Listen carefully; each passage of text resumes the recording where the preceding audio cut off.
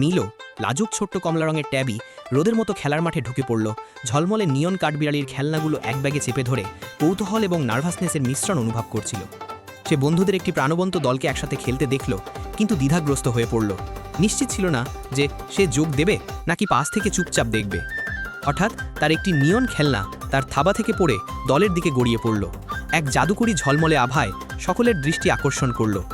Luna, লাফালাফি করা lavender খরগোশটি খেলনাটি ধরার সাথে সাথে আনন্দে লাফিয়ে উঠল, খুশিতে চিৎকার করে উঠল এবং মিলোকে কাছে আসতে আমন্ত্রণ জানালো।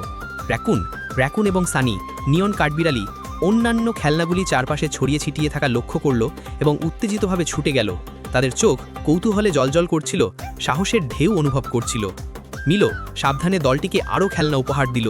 তার বন্ধুরা জড়ো হওয়ার সাথে সাথে তার লাজুক হাসি আরও বেড়ে গেল। বন্ধুরা উল্লাস করল এবং নিয়ন খেলনাগুলো একে অপরের দিকে ছুঁড়ে মারল। তাদের হাসি, খেলার মাঠ যখন তারা আনন্দ এবং শক্তির সাথে একসাথে খেলছিল, মিলোর হৃদয় আনন্দে ভরে উঠল যখন সে তার নতুন বন্ধুদের হাসতে দেখল, অবশেষে গৃহীত এবং লড়াইয়ের অংশ বোধ করল। নিয়ন খেলনাগুলো আরও উজ্জ্বলভাবে জ্বলজ্বল করছিল, যা পুরো খেলার মাঠকে আলোকিত করে তোলা সেই ঝলমলে আনন্দ এবং বন্ধুত্বের প্রতিফলন ঘটাচ্ছিল। তারা একে অপরের সাথে খেলাধুলার ছন্দে তাড়া করছিল।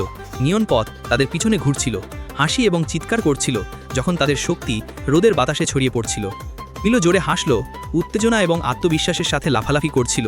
বুঝতে পেরেছিল যে বন্ধুদের সাথে ভাগাভাগি করা এবং তাদের অন্তর্ভুক্ত হওয়া কতটা দুর্দান্ত, এবং তাই হাসি, উজ্জ্বল খেলনা এবং নতুন বন্ধুত্বের দ্বারা বেষ্টিত মিলো শিখেছিল যে ভাগাভাগি সত্যিই সকলকে আনন্দ দেয়।